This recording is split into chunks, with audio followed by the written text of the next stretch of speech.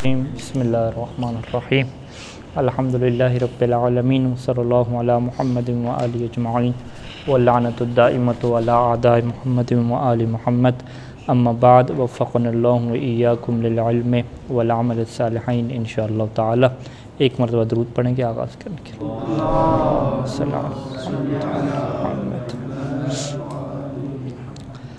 किताब का नाम है शज़ल आरफ़ फ़ी फ़न्न सर्फ़ और ये तालीफ़ है अहमद बिन मोहम्मद बिन अहमद अल-हमलावी कि जिनकी वफ़ात जो है वो 1315 में है।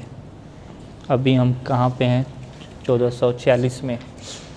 तो 1446 से 1315 का अगर आप वक्फ़ा निकालें तो तकरीबन ये 100 साल के करीब का तकरीबन अरसा बनता है। तो ये जो अहमद अल-हमलावी की किताब है ये फ़न्न सर्फ़ में है। यहाँ पे जो है वो किताब के नाम की कुछ तशरीह हम करेंगे। किताब का नाम आम तौर पे जो गलत लिया जाता है उसमें दो किस्म की गलतियाँ होती हैं। एक किताब शज़्ज़ा कह देते हैं, शज़्ज़ल उर्फ़, ये गलत नाम लिया जाता है। शज़्ज़ल उर्फ़ में जो ज़ाल है इसको क्या कर देते हैं, मुशद्दद कर देते हैं। वो कहते हैं ये किताब शज़्ज़ल उर्फ़ हम पढ़ने जा रहे हैं, ये जो है वो गलत है। इसी तरीके से आप अगर यूँ कहें तो इसके अंदर दो गलतियाँ हैं, यानी पहली गलती वही शज़्ज़ा की हो गई और दूसरी गलती जो अल-आर्फ़ पढ़ना था हमने, आइन के ऊपर ज़बर थी, उसकी हमने क्या पढ़ दी, पेश पढ़ दी। तो किताब का नाम जो है वो शज़ल आर्फ़ है। शज़ल आर्फ़ में जो ज़ाल है इसको हमने शद नहीं देनी, शद के बग़ैर जो है वो इसे पढ़ना है। उसकी क्या वजह है? अगर हम लुग़त की तरफ जाएँ, क़ामूस की तरफ जाएँ तो वहाँ पे शज़ा का जो एक माना आपको नज़र आएगा, शज़ल मिस्को यानी खुशबू का, मिश्क का तेज़ हो जाना, महकना। तो किसी भी खुशबू का जो महकना है, तेज़ हो जाना है, मुअत्तर होना है, उसके लफ्ज़ शज़ा इस्तेमाल होता है। और जो खुशबू है उस खुशबू के लिए जो लफ्ज़ इस्तेमाल होता है वो अल-आर्फ़ लफ्ज़ इस्तेमाल होता है खुशबू के लिए। यानी अगर आप डिक्शनरी में जाएँ तो वहाँ पे ये बात आपको मिलेगी कि अल-आर्फ़ का जो माना करेंगे हर किस्म की बू, ठीक है, उसमें बद बू भी हो सकती है और खुश बू भी हो सकती है। यानी लफ्ज़ जो बू है इसके शुरू में चीज़ें लगाई जाती हैं खुश और बद, तो इससे वो चीज़ पता चलती है। लेकिन लुग़त में लिखा हुआ है कि अल-आर्फ़ अक्सर तौर पे खुशबू के लिए इस्तेमाल होता है। तो लिहाजा शज़ा का मतलब क्या हो गया, महक हो गया, और अल-आर्फ़ का मतलब क्या हो गया, खुशबू हो गया। तो खुशबू की महक, ये तर्जमा भी कर सकते हैं। दूसरा इसका तर्जमा ये हो सकता है कि शज़ा का एक मतलब तेज़ी का भी किया गया है, खुशबू की जो तेज़ी है उसे भी कहते हैं। तो इसका फिर दूसरा तर्जमा क्या हो जाएगा, खुशबू की तेज़ी। तो दोनों हम तर्जमा इसके कर सकते हैं कि शज़ल आर्फ़ यानी खुशबू की तेज़ी, या दूसरा माना क्या करेंगे, खुशबू की महक। खुशबू की महक किस में है? फ़ी फ़न्न सर्फ़, सर्फ़ के फ़न में। यहाँ पे लफ्ज़ आम तौर पे इल्म सर्फ़ भी बोला जाता है, जैसे हम इल्म नहव बोलते हैं, लेकिन मुसन्निफ़ ने यहाँ पे जो किताब के नाम में लफ्ज़ इल्म की बजाय लफ्ज़ फ़न को जो है वो इस्तेमाल किया है। जो लफ्ज़ फ़न है, अगर आप ये भी लुग़त में जाके देखें, फ़न में जो नून है वो मुशद्दद है, अल-फ़न्नु, वहाँ पे उसका एक मतलब क्या बयान किया गया है कि ज़रूरी वसाइल के ज़रिया इल्मी नज़रियात की अमली तत्बीक जो मश्क़ व तालीम से हासिल होती है। यानी वो उलूम कि जिनका जो हुसूल है वो तमरीन के ज़रिए से हासिल होता है, प्रैक्टिकल मश्क़ के ज़रिए से हासिल होता है, उसे हम क्या कहते हैं, फ़न कहते हैं। यानी हम यूँ कहें कि इल्म जो है वो हमारे पास दो तरह के हैं। कुछ इल्म जो हैं वो उसमें इंसान की प्रैक्टिस का और तमरीन का कोई कमाल नहीं है। जैसे आप कह दें कि जी तफसीर का इल्म है, ठीक है, ये तफसीर के इल्म में इंसान की क्या प्रैक्टिस है, फ़कत मुताला, उसकी स्टडी है। लेकिन कुछ उलूम ऐसे हैं कि जिसमें इंसान ने बार बार प्रैक्टिस करनी है तो तब जाकर उसको हासिल होंगे, कि जिसमें से सर्फ़ है। तो लिहाजा इसी वजह से सर्फ़ कहते हैं कि सर्फ़ का इल्म उसी को हासिल आएगा जो तमरीनें करेगा, जो बार बार गर्दाने लिखेगा, गर्दाने याद करेगा, प्रैक्टिकल करेगा।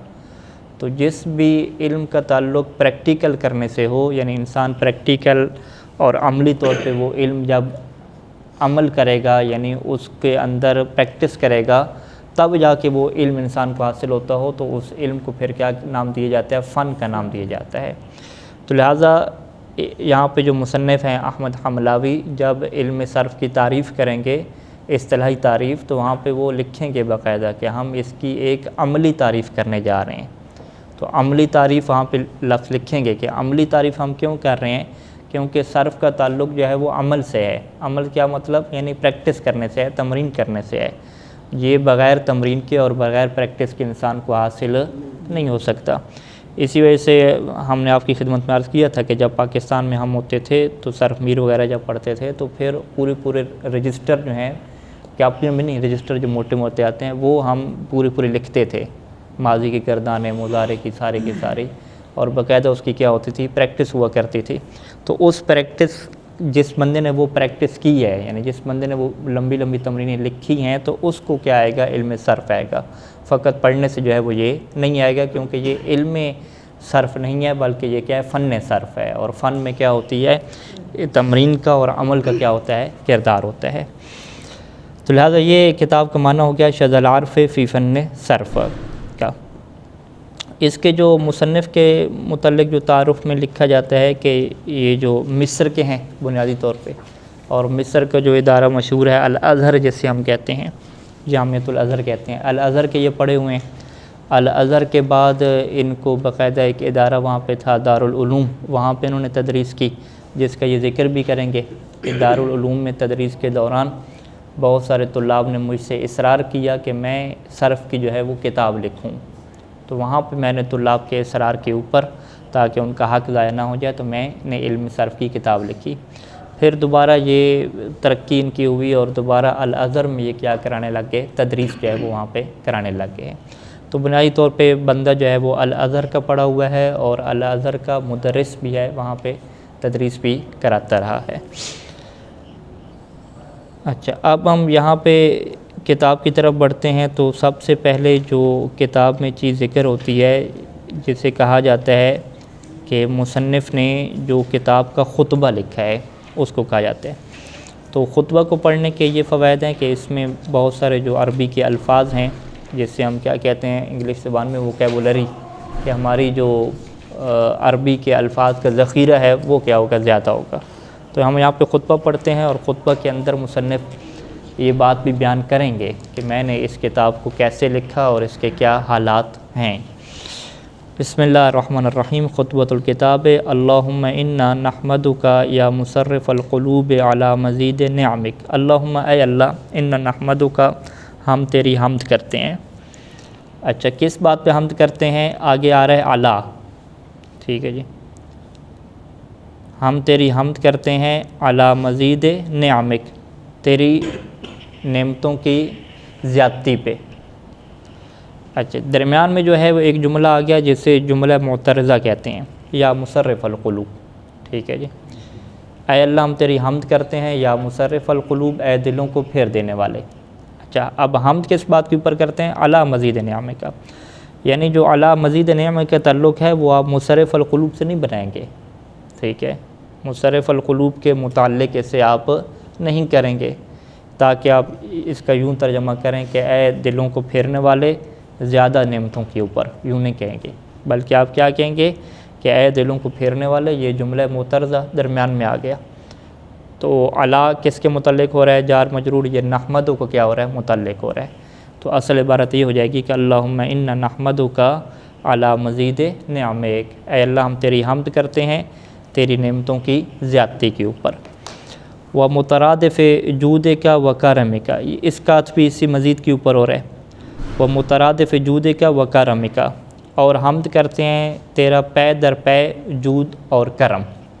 ترادف، مترادف کا کیا مطلب ہے؟ ردیف کیسے کہتے ہیں؟ ایک کے بعد دوسرے کا آنا۔ تو اس کے لیے اردو میں بہترین لفظ کیا ہے؟ مترادف کے لیے لفظ کیا ہے؟ پے در پے۔ اور تیرا جو جود و کرم ہے، جود سخا کو کہتے ہیں، کرم بھی اسی سخاوت کے معنی میں آتا ہے، مہربانی کو ہم کہہ دیں کہ تیری جو سخاوت ہے اور تیری مہربانی ہے اس کی پے در پے آنے کے اوپر ہم تیری حمد کرتے ہیں۔ غمرتنا بِإِحْسَانِکَ، تو نے ہمیں کیا ڈانپ دیا اپنے احسان کے ذریعے سے، یعنی اپنے احسان کے ذریعے سے ہمیں ڈانپ دیا، یعنی تو پورا کا پورا احسان تیرا ہمارے اوپر ہے۔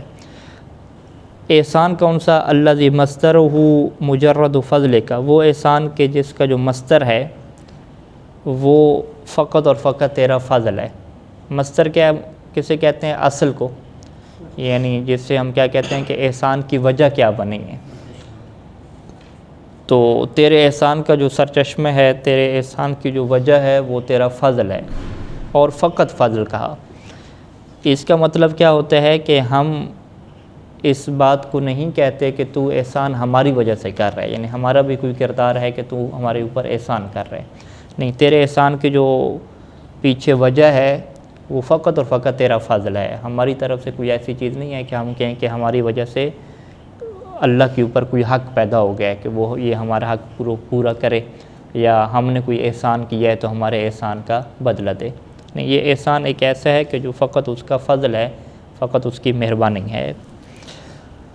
وَشَمِلْتَنَا، اور تو نے ہمیں شامل کیا بِمُضَاعَفِ نِعَمِكَ وَطَوْلِكَ، اپنی جو ہے وہ دگنا، مضاعف کسے کہتے ہیں؟ ڈبل، ٹھیک ہے، اپنی دگنا نعمتوں اور مہربانیوں سے۔ طول کا مطلب بھی مہربانی کے ہوتا ہے۔ اپنی دگنا نعمتوں اور مہربانیوں کے ذریعے سے تو نے ہمیں شامل کیا، یعنی اپنی دگنا نعمتوں اور مہربانیوں کو تو نے ہمیں بلکہ نہیں، وَشَمِلْتَنَا، تو نے ہمیں شامل کر دیا۔ کس میں شامل کر دیا؟ اپنی دگنا نعمتوں اور مہربانیوں میں ہمیں شامل کر دیا۔ فَسُبْحَانَکَ، پس تو پاک ہے، تعالی صفاتک، تیری صفات بلند ہیں، عن شبیہ والمثال، کہ اس کی کوئی شبیہ یا مثال دی جائے، یعنی تیری صفات ایسی ہیں کہ جس کی کوئی شبیہ اور مثال نہیں ہے۔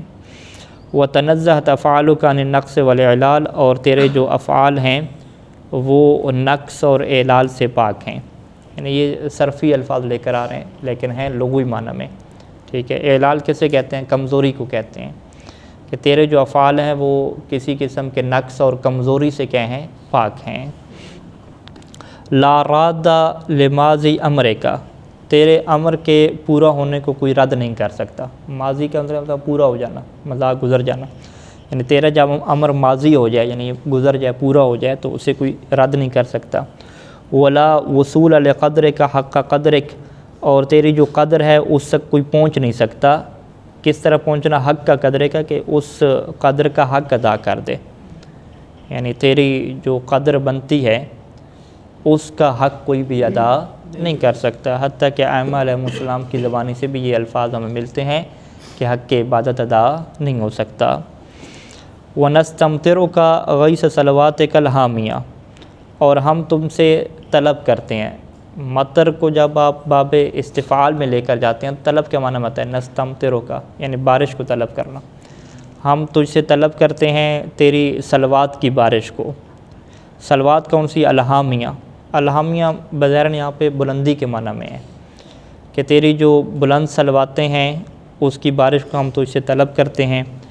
اور وہ تسلیمات کا، اور تیرے ان تسلیمات کو، تیری یعنی سلامتیوں کو، تیرے سلاموں کو طلب کرتے ہیں۔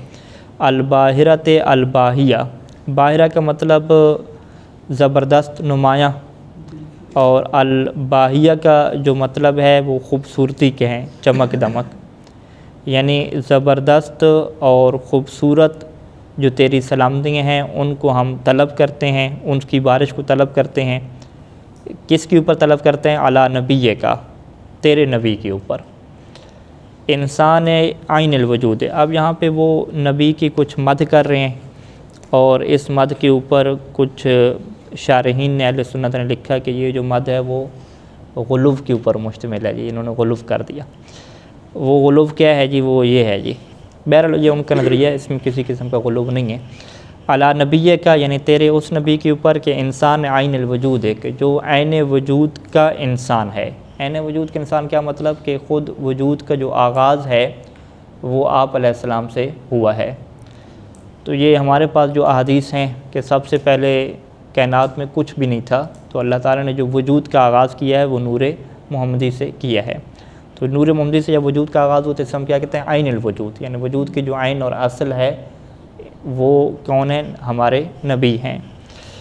المشتق من ساطع نورہ، کہ جن کے نور کی چمک سے، ساطع مطلب چمکنا، کہ جن کے نور کی چمک سے مشتق ہوا ہے، نکلا ہے، کل موجود، ہر موجود، یعنی سب سے پہلے آپ کے نور کو خلق کیا، پھر آپ کے نور کی چمک سے باقی چیزوں کو خلق کیا گیا۔ محمد المصطفیٰ، یعنی وہ کون ہیں؟ محمد مصطفیٰ ہیں، من خیر العالمین نسبا، کہ جو تمام کائنات میں سے خیر ہیں، بہتر ہیں، کس اعتبار سے؟ نسب کے اعتبار سے بہتر ہیں۔ جب ہم یہ کہہ رہے ہیں نسب کے اعتبار سے بہتر ہیں، تو یہ پھر مکتب اہل بیت کا عقیدہ ہے کہ اہل بیت علیہم السلام ہوں، یا جو ہے وہ حضرت محمد مصطفیٰ صلی اللہ علیہ وآلہ وسلم ہوں، نسب کے اعتبار سے اوپر کوئی بھی ان کا مشرک نہیں ہے۔ جبکہ جو دیگر مکاتب والے ہیں، صحیح بخاری و مسلم کے مطابق پیغمبر اسلام کے جو والدین ہیں وہ کہاں پہ ہیں؟ جہنم میں، علیاذ باللہ من ذالک، یعنی وہ اس اعتبار سے پیغمبر اسلام کی کیا کرتے ہیں؟ نسب کو عالی شان نہیں مانتے۔ جبکہ مصنف یہاں پہ خود اہل سنت میں سے ہیں، وہ اپنے خطبے میں یہ کہہ رہے ہیں کہ نہیں، پوری کائنات میں سے جس کا بہترین نسب ہے، یعنی آبا و اجداد بھی جن کے جنتی ہیں اور مشرک کسی قسم کا شرک ان میں نہیں ہے، وہ پیغمبر اسلام ہیں۔ وارفعہم قدرہ، نہ فقط جو ہے وہ نسب کے اعتبار سے آپ خیر العالمین ہیں، یعنی تمام کائنات میں سے بہترین ہیں، بلکہ ارفعہم قدرہ، قدر کے اعتبار سے، اہمیت کے اعتبار سے ارفعہم آپ ان سے کہیں بلند ہیں، یعنی عالمین سے، تمام عالمین سے بلند ہیں۔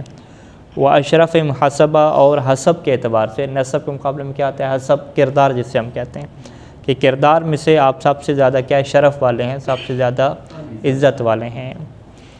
الذی، وہ محمد یعنی وہ نبی، الذی صغر بصحیح عزمہ جیش الجہالت، کہ جنہوں نے صغر، حقیر کر دیا، چھوٹا کر دیا، بصحیح عزمہ، اپنے صحیح عزم کے ذریعے سے، عزم کسے کہتے ہیں؟ ارادہ، یعنی اپنے صحیح ارادے کے ذریعے سے انہوں نے چھوٹا کر دیا جیش الجہالت، جہالت کے لشکر کو انہوں نے نیست و نابود اور چھوٹا کر دیا۔ ومزق بسالم حزمہ شمل الضلالت، مزہ کا کیا مطلب ہوتا ہے؟ کسی چیز کو پھاڑ دینا، اور سالم حزم ہی، خود یہ جو حزم، لفظ حزم ہے، یہ بھی اسی عزم کے معنی میں استعمال ہوتا ہے، عزم و حزم استعمال ہوتا ہے، اور اس کا ایک جو معنی استعمال کیا گیا ہے، دوسرا جو الگ معنی ہے وہ احتیاط اور دور اندیشی کے معنی میں، یعنی بسالم حزم ہی، آپ نے سالم حزم کے ذریعے سے، یعنی سالم احتیاط، یعنی صحیح دور اندیشی، اوپر کیا صحیح عزم کہا، تو یہاں پہ سالم حزم کا ہم کیا مطلب کریں گے؟ صحیح دور اندیشی، تو آپ نے صحیح دور اندیشی کے ذریعے سے مزہ کا پھاڑ کے رکھ دیا، ختم کر دیا، کس کو؟ شمل ضلالت، ضلالت کا جو اجتماع تھا، جو لفظ شمل استعمال ہوتا ہے لغت میں، وہ کسی چیز کا جو اتحاد ہوتا ہے اسے کیا کہتے ہیں؟ شمل کہتے ہیں، جس کو اردو میں ایک بہترین لفظ استعمال ہوتا ہے شیرازہ، ٹھیک ہے۔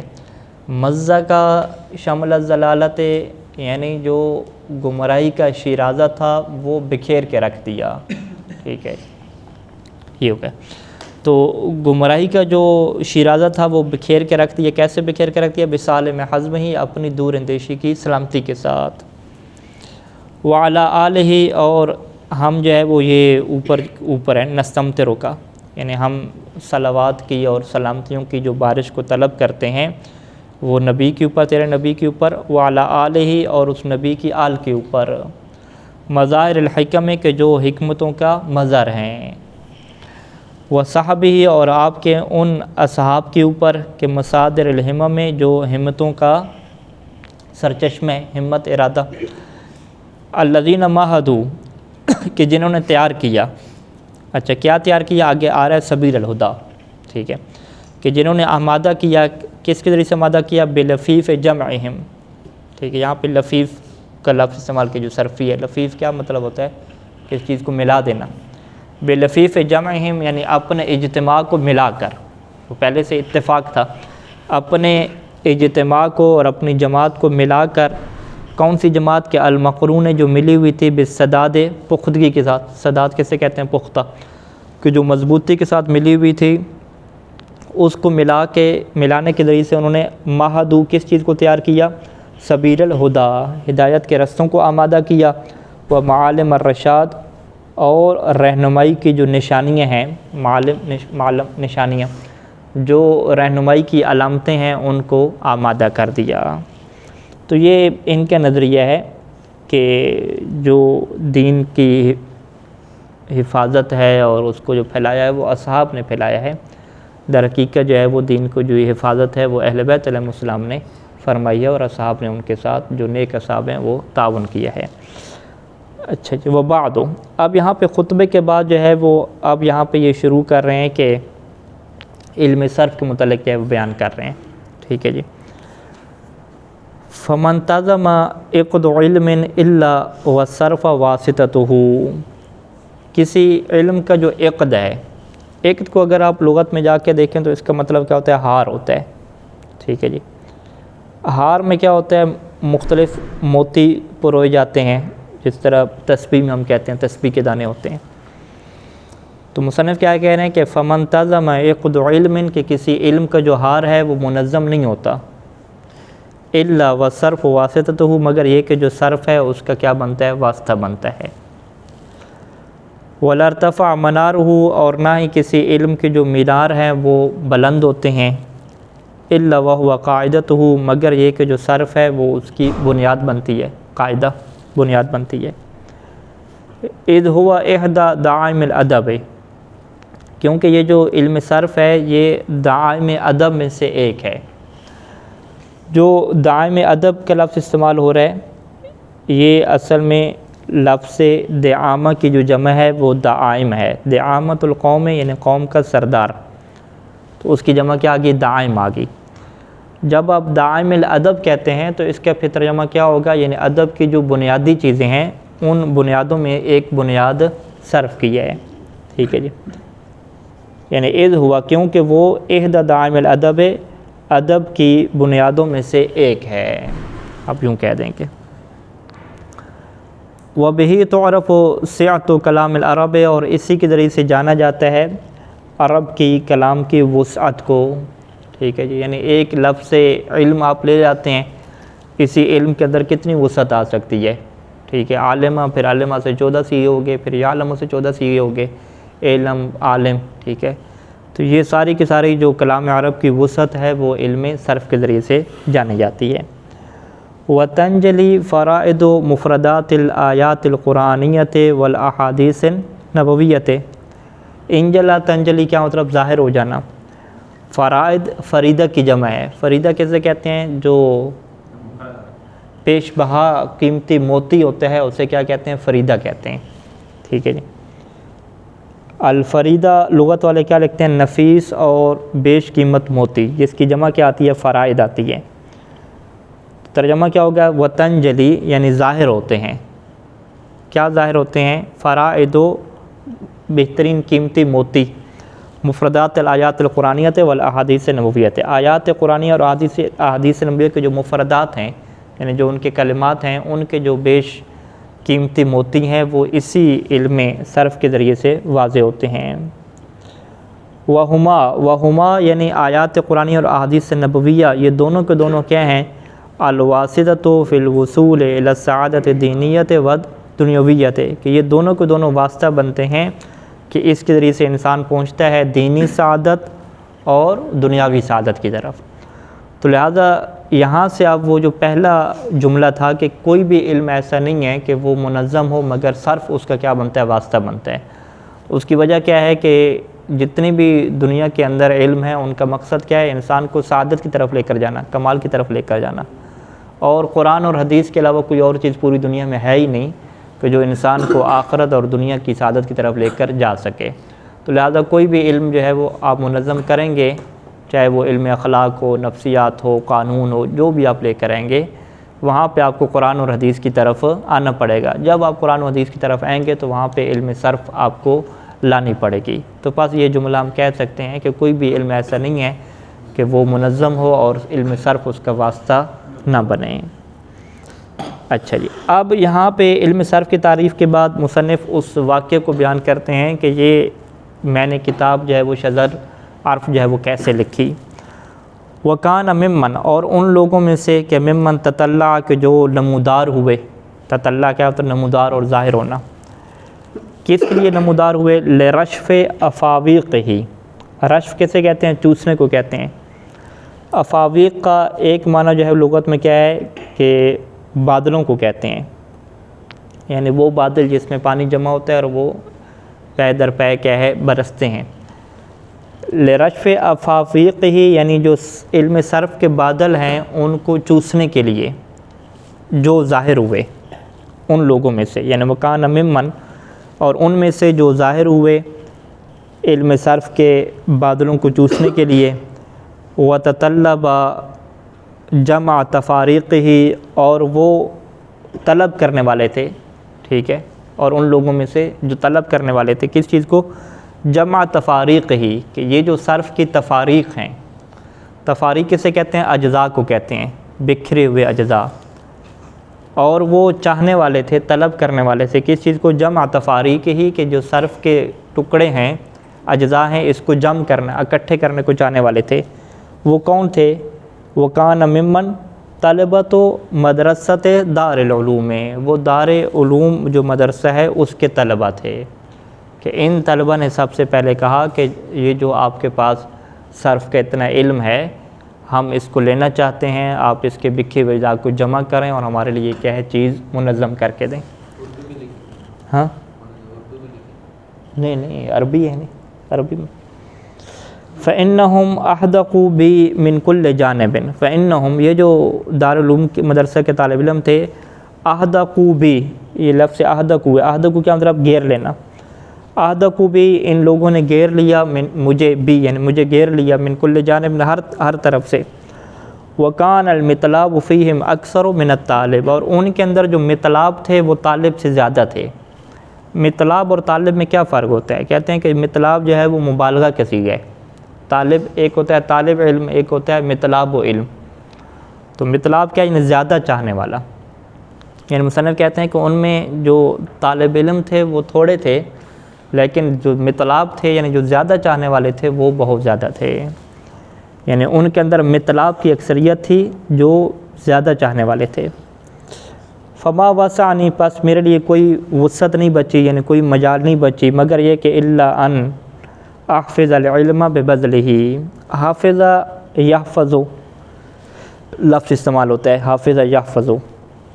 حافظ یحفظ ہے تو پھر کیا بنے گا؟ احفظ بنے گا. الا ان احفظ العلم ببذلہ، مگر یہ کہ میں علم کی حفاظت کروں اس کو خرچ کرنے کے ذریعے سے. کیونکہ یہ مولا امیر المومنین السلام کے کلام سے ہے کہ مال اور علم میں جب فرق بیان کیا تو یہ بیان کیا کہ مال خرچ کرنے سے ختم ہو جاتا ہے، جبکہ جو علم ہے وہ خرچ کرنے سے نہ فقط محفوظ ہوتا ہے بلکہ بڑھ جاتا ہے. تو مصنف کیا کہہ رہے ہیں کہ میرے پاس بس یہی مجال بچی تھی کہ میں اس علم کی حفاظت کروں، یعنی وہ علم میرے پاس تو تھا، اس کی میں حفاظت کروں. کیسے حفاظت کروں؟ ببذلہ ہی، اس کو خرچ کرنے کے ذریعے سے. وَأَلَّا أَظُنَّ بِهِ عَلَىٰ أَهْلِي، اظن کیا ہوتا ہے؟ کنجوسی کرنا ذنین سے. اور میں اس علم کے متعلق کنجوسی نہ کروں علی اہلہ، جو اس علم کے اہل ہیں، یعنی جو اس کے حقدار ہیں ان کے اوپر میں کنجوسی نہ کروں. اب میں نے کیا کیا؟ فسرحت، سرح تسریح کہتے ہیں چھوڑ دینا.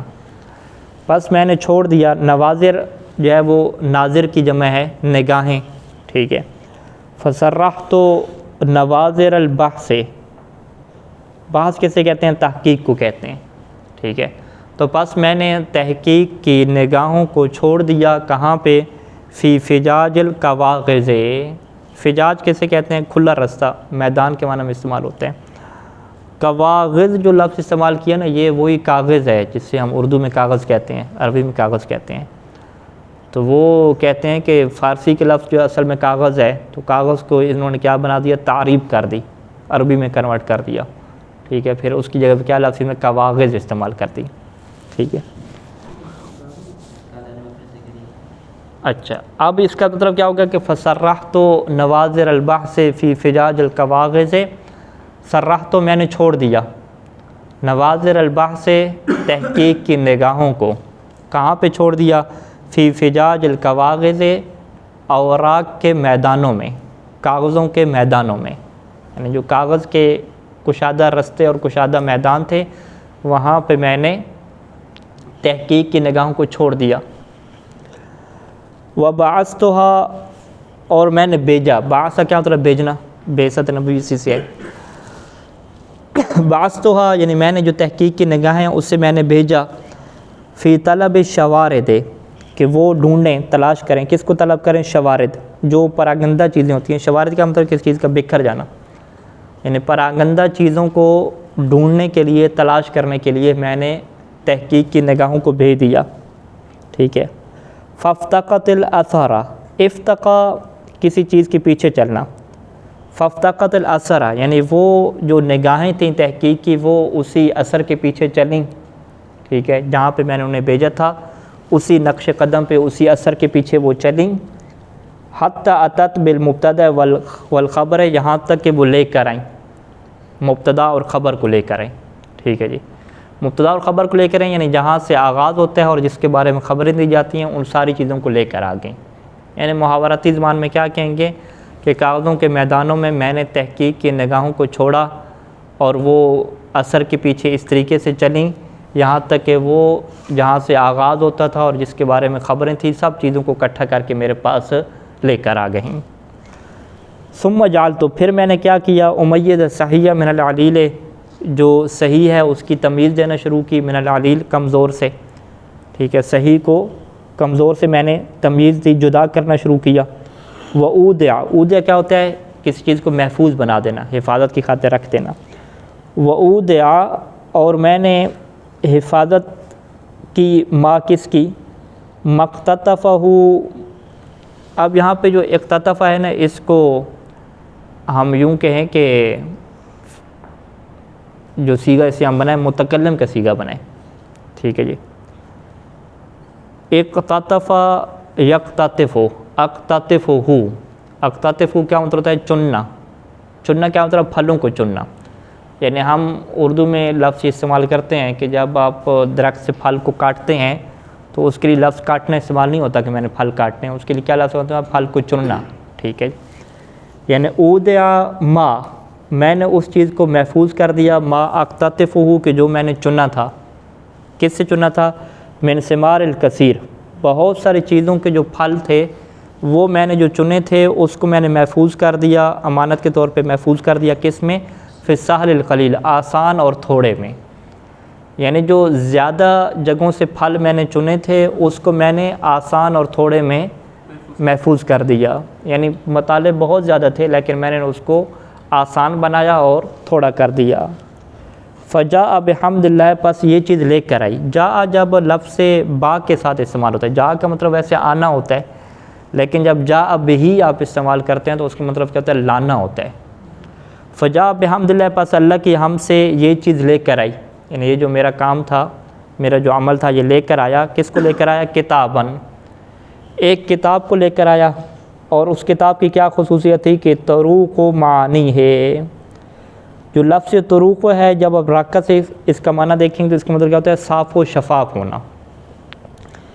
یعنی پس یہ جو میرا عمل ہے یہ لے کر آیا اللہ کی حمد سے ایک ایسی کتاب کو کہ طروق و معنی ہے کہ جس کے معنی شفاف تھے, صاف اور شفاف جس کے معنی تھے. وتطیب و مجانی ہے, اور جس کے جو مجانی تھے وہ پاک و پاکیزہ تھے. مجانی کہتے ہیں پھل توڑنے کی جگہ, یعنی جس جگہ سے پھل توڑا جائے اس کو مجانی کہتے ہیں, مجنہ کی جمع. اور اس کے جو پھل توڑنے کی جگہ تھی وہ بڑی پاک و پاکیزہ تھی. عباراتہ شافیۃ و شواہدہ کافیۃ, اس کی عبارتیں شافی تھیں یعنی مکمل تھیں اور اس کے شواہد بھی کیا تھے؟ کافی تھے. فَأَنْعِمْ نَظَرَكَ فِيهِ, پس آپ کیا کریں؟ اپنی نگاہ کو اس میں انعام کے طور پہ نازل کریں, یعنی اپنی نگاہ کو اس میں انعام کریں, دیکھیں, یعنی اپنی نگاہ کو اس کے اندر ڈالیں بطور نعمت کے. فَأَنْعِمْ نَظَرَكَ فِيهِ, یعنی اس کتاب بنے اپنی نگاہ کو ڈالیں. وقل, اور کہیں, ٹھیک ہے, کیا کہیں؟ ذالک فضل اللہ ہے یؤتیہ ہے, کہ یہ اللہ کا فضل ہے, اللہ جسے چاہتا ہے عطا کرتا ہے. وَإِنْ رَأَيْتَ حَفْوَةً, اور اگر آپ کسی لغزش کو دیکھیں, حفوہ یعنی لغزش, غلطی, کسی آپ غلطی کو دیکھیں تو فقل, آپ کیا جملہ کہیں؟ آپ یوں جملہ کہیں کہ طغى القلم, کہ قلم نے کیا کی؟ سرکشی کر دی, بغاوت کر دی.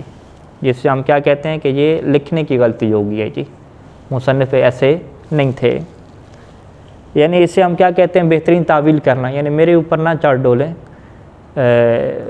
میرے بارے میں برائی نہ کریں، بلکہ آپ اس کی بہترین تعویل کر دیں کہ یہ قلم کی کیا ہوگی، غلطی ہو گئی.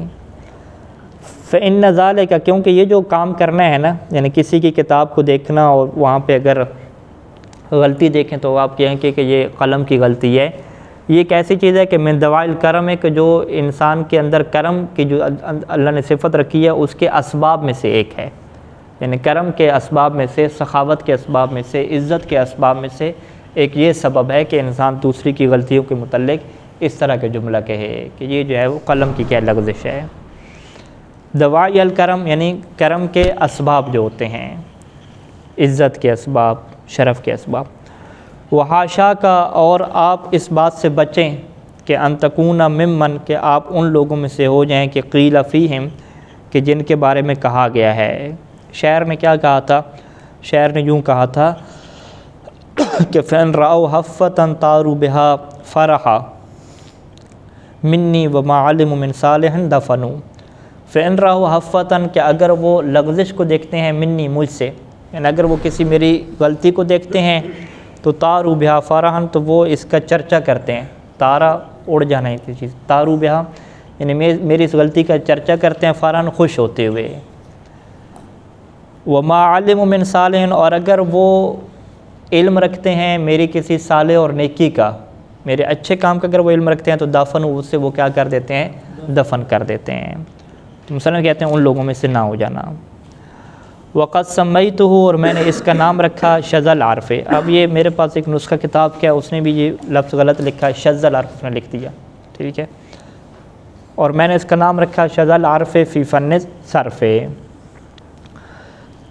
واللہ اسألو، واللہ میں اللہ کو آپ منصوب کیوں پڑھیں گے؟ مفعول مقدم کے طور پہ. واللہ اسألو، اور میں اللہ سے سوال کرتا ہوں کہ ان یلبسہ ثوب القبول، کہ وہ اس سے پہنا دے قبولیت، قبول کا جو کا لباس ہے وہ اس سے پہنا دے، یعنی یہ میری اس کوشش کو قبول کر لے. وَأَن يُنْفِعَ بِهِ، اور اس کے ذریعے سے وہ نفع پہنچائے. إِنَّهُ أَكْرَمُ مَسْئُولٌ، بے شک جو مسئول یعنی جس سے سوال کیا جاتا ہے، سوال کرنے والوں میں سے وہ سب سے زیادہ سخی ہے. جس سے سوال کیا جا رہا ہے اس میں سب سے زیادہ کرم والا کون ہے؟ وہی ذات ہے.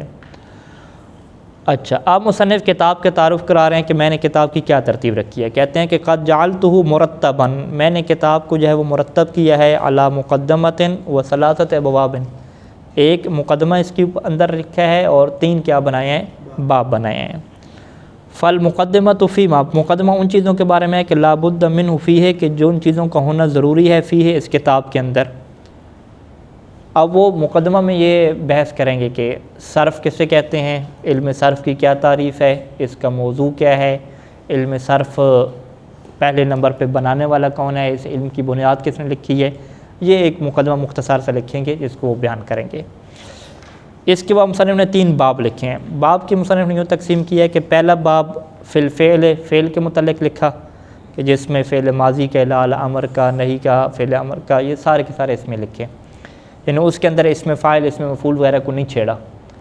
جبکہ جو دوسرا باب ہے وہ فقط اسم کے اندر جو تعلیل ہوتی ہے اس کو کیا ہے، لکھے. اور تیسرے میں جو ہے وہ ایسے احکام کے متعلق بحث کی ہے کہ جو دونوں کو کیا ہیں، شامل ہیں. والثالث، یعنی جو باب ثالث ہے، فی احکام، وہ ایسے احکام کے متعلق ہے کہ تعمہما، اما یعمو یعنی شامل ہو جانا. ایسے احکام کے متعلق ہے کہ تعمہما، جو اسم اور فعل دونوں کو شامل ہو جاتے ہیں. یہ جو ہے وہ مصنف کا خطبۃ الکتاب تھا، جس کے اندر مصنف نے اللہ کی حمد و ثنا کے بعد اپنی کتاب کا تعارف اور نام کو بیان کیا اور اس کی ترتیب کو بیان کیا. اب جو ہے وہ کتاب کا آغاز جو ہے وہ یہاں سے ہو رہا ہے، اور یہاں سے جو آغاز ہو رہا ہے وہ مقدمہ سے کیا ہے، ہو رہا ہے. تو انشاءاللہ کل کے درس میں ہم یہاں سے مقدمہ سے شروع کریں گے. صلی اللہ علی محمد و آلہ اجمعین.